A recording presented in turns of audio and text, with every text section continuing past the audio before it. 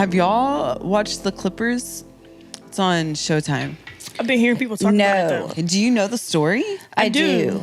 But I haven't watched it. But I heard like some of the people. I knew a little bit of the story, but not like in the depth of it and like the tea. But mama, listen, can I just vent real quick? Can I just have 5 seconds? Okay, cool. I like your 5 seconds of fame. Okay, here we go.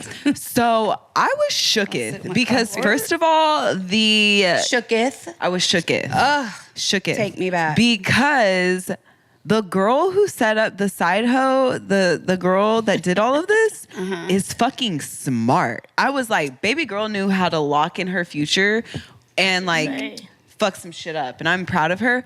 But it's the power of the P. The mad disrespect to the wife that girl did was insane. Like if I was wifey, I probably definitely she has to go. Would have thought about some illegal things because the disrespect that I like girl how did, illegal things is like, ooh. What could it be? Fuck, everything's illegal. Well, we might just be doing everything to her. It's a very broad umbrella of like, what could it be? Laws are made to be broken. Listen, so if y'all haven't watched it, it's written really well. And Ted Bundy is the fucking guy. As in the serial killer? Not Ted Bundy. What's happening here? This is the case. This is the case of Jasmen Strikes Again. Derek B, can I get a bum, bum, bum? Listen, y'all love it when I do this. I love when she fucks up like the person because it's just like... Not the person, but the names. I love when I fuck up words. It's my favorite part of the show. No, but like in actuality, the guy who played like no. Okay, maybe it's not Ted Bundy. Ted Bundy was a serial killer. Yeah, but not him. He's the not guy my favorite from, serial killer at all. Not top 10. The sitcom who had the hot daughter and the son, and then the hot wife. Married with Children. Yes. Al Bundy. Al Bundy. Okay, but that guy. It's a Bundy. Yeah, that's true. Okay, but back off. That guy's name is not Al Bundy. That's the character. In real life, his name is like Ed something. Whatever. To me, that is Al Bundy forever. He was on Modern Family. Yeah, he's definitely not Al Bundy. Either, so you still don't know his name. Family. Yeah. You're supposed to take on the same character no matter what he's in. He does. That's how I feel. Okay, so listen. Okay. We're going to get into it. Are you ready? Are you excited? I am. So you said you've been on a podcast before. A while ago. Okay. Especially an in-person one. Like I've done a couple like virtual, but... Those are not as fun. They hit different for sure. I mean, because you can't create a vibe to introduce the person into your lair in order to like elicit the information that you're wanting. And really get to know them a little bit for like that hour or 2 because we actually don't really know you. Okay. Are you ready to play a game? This is like Saw. Are you ready to play a game? This is not like Saw at all. Okay. It's not at all like Saw. Not even close. Not even a little bit like Saw. The way she said, So I'm sorry for that. Really bad. Real back. Sometimes she's a little unhinged, but so am I. And that's why we are two peas in a motherfucking pod. That makes sense. Two peas in a pod. But, okay, so to be fair, we don't really know you. And... Pick it up, sis. Yeah, so we don't know you that well, but, and this is the thing that happens, I think, with a lot of entrepreneurs and people who are doing things in the city, is we attend all of these events and we support people like really mad. We hard support them because they're doing great things. Mm-hmm. But then to sit down and be like, really like, who is the person behind this great thing that I really enjoy doing, that you see zipping and, you know, diving and rolling in and out, cast, a sling, a crutches, or wherever.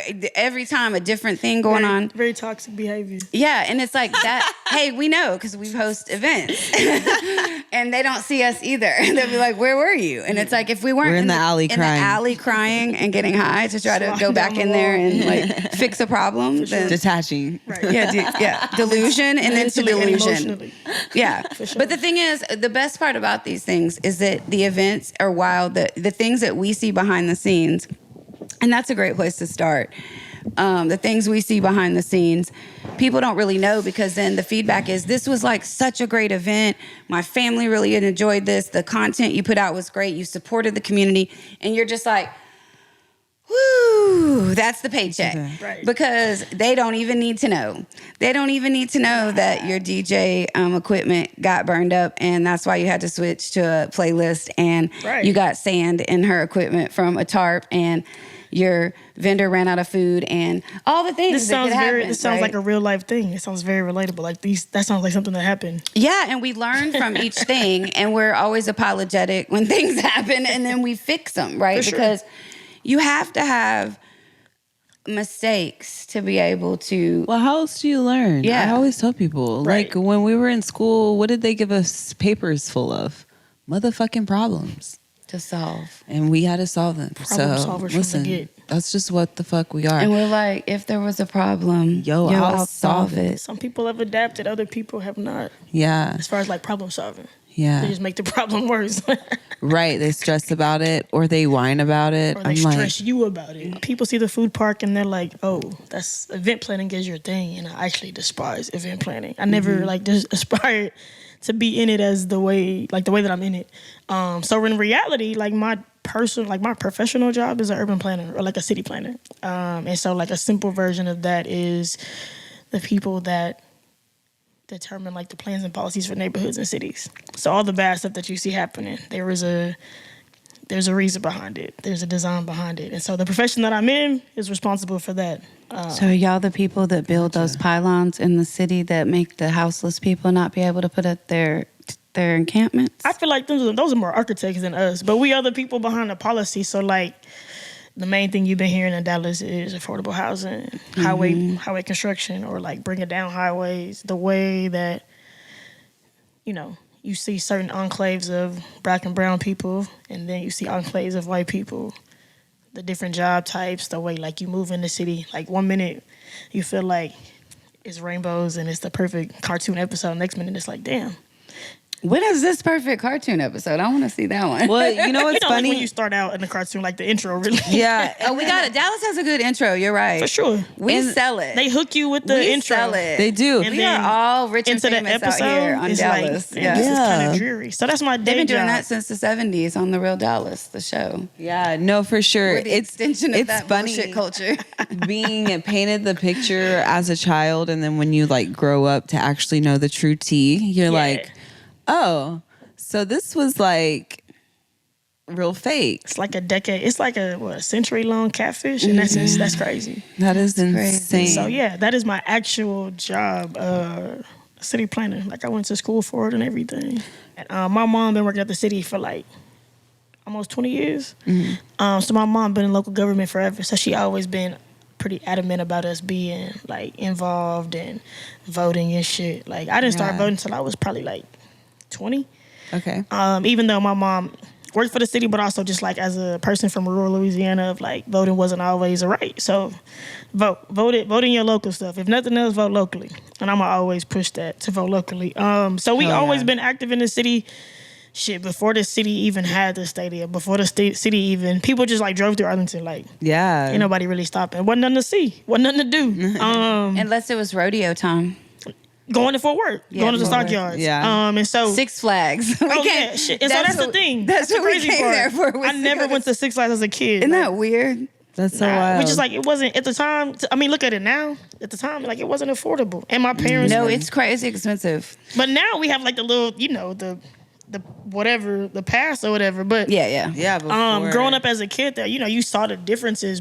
Like we don't have a bus, and people always bitch about that. And the reality of it is, people don't really know how cities function. And now, as somebody who practices that, like I don't expect people to. So you just got to let people kind of be ignorant for a little bit until you just kind of unload like what that all takes. Yeah, I'm not against public transit, but I think a lot of people, even with Dallas, of riding public transit as a woman with kids, groceries, like hell no. It's a lot. I know people personally that are just like, I ain't never getting back on DART because I done had a bad experience. Like either somebody that followed me, stalked me, tried to harass me, and just didn't take like. No, because but also isn't public transportation directly pouring into the city, not the city's inhabitants, which is the thing. Like, why are we not helping those people have a vehicle? Like, that's where I still go back to.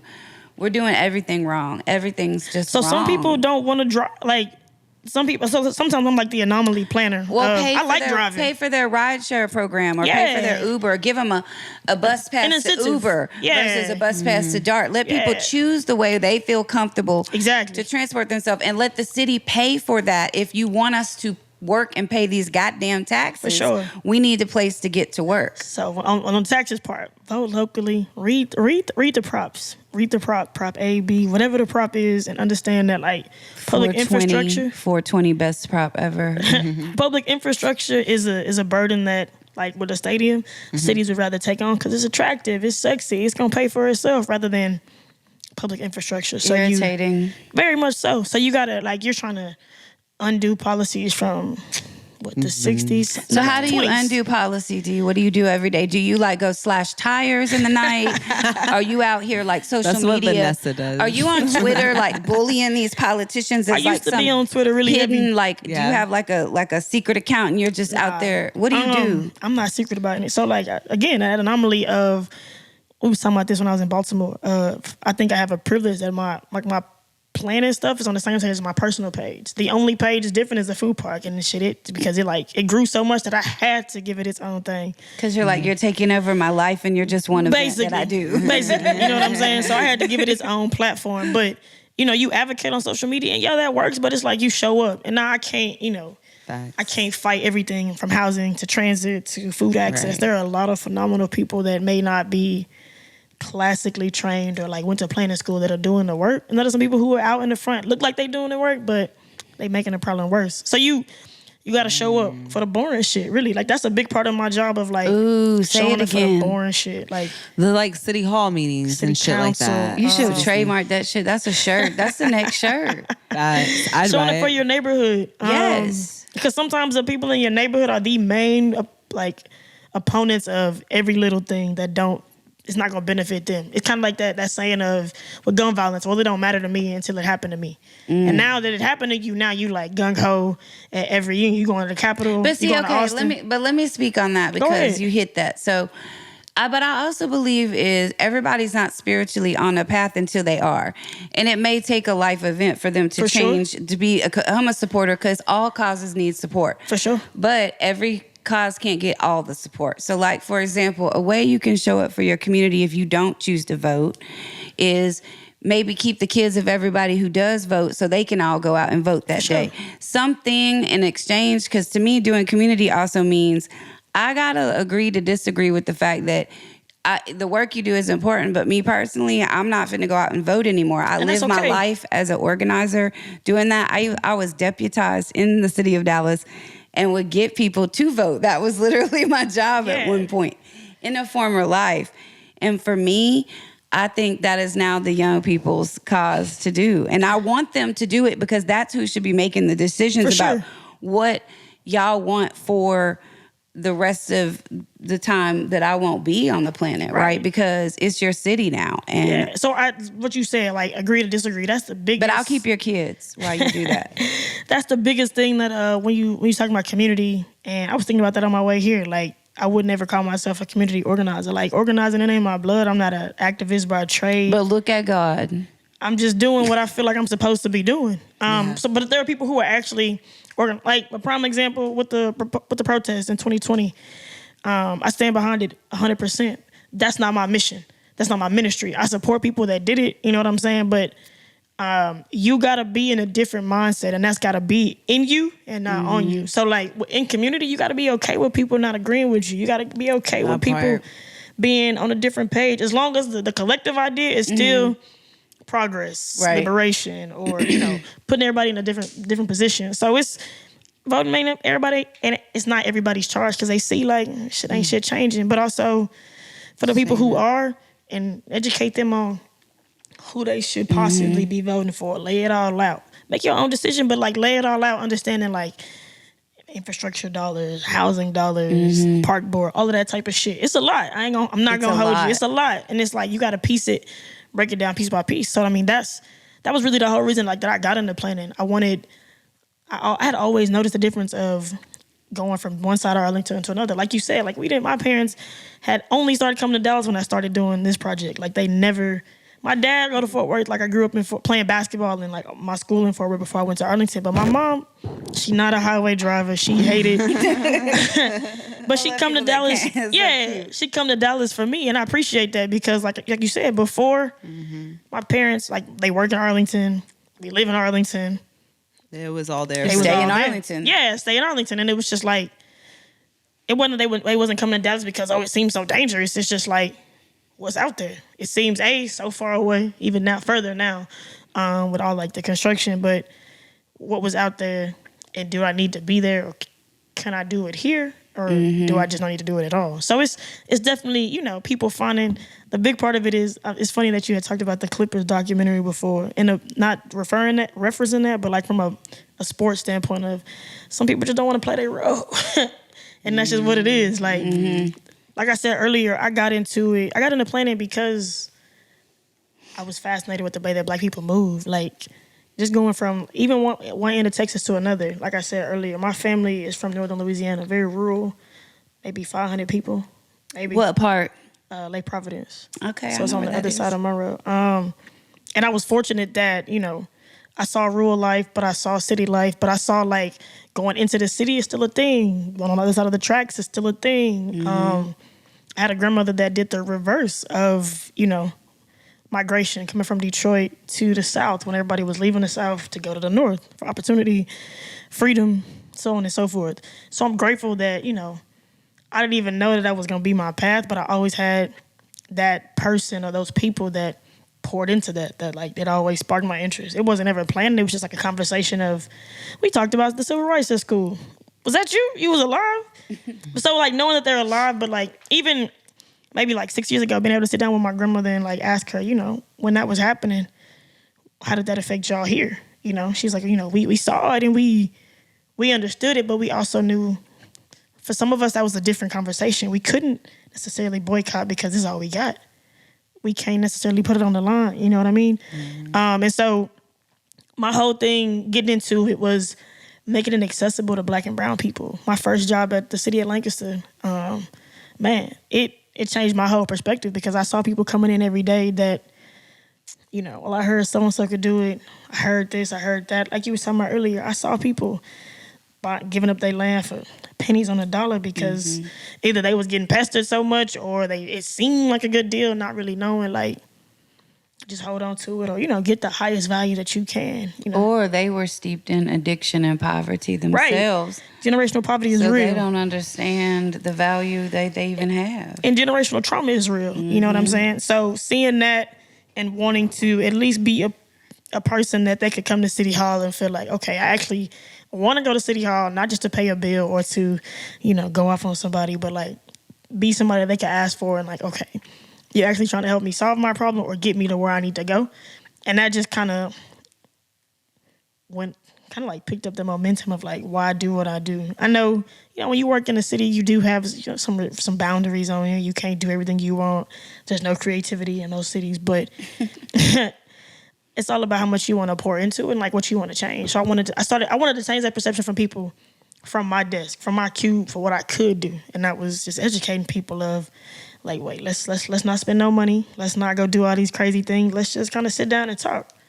And that was coming out of the comfort zone for me. Like I'm, unbeknownst to people, like I'm super introverted. Like the food park and the social media. We could tell. Thank you. When people call me an extrovert, it make me do something. It make me feel some type of way. No, you rather go. Don't do that. We can read it, but you also are very great at talking, though. You know how to I sell appreciate what that. you do. And that was the hardest thing of like, I never understood. Like I ain't never worked a sales job. When Vector came that summer and everybody was going to Vector, I was like, bro, I'm not finna sell no fucking knives. I can't even even sell Girl Scout cookies. My mama be doing it for me. You know what I'm saying? Like, I just that's good for people to hear because sure. A lot of people don't understand. Sometimes if you have a message that you're a path you're on of something you have to do for your community, you are your best front man. You are the person who should be telling people, even if it makes you uncomfortable, because you will get better at it.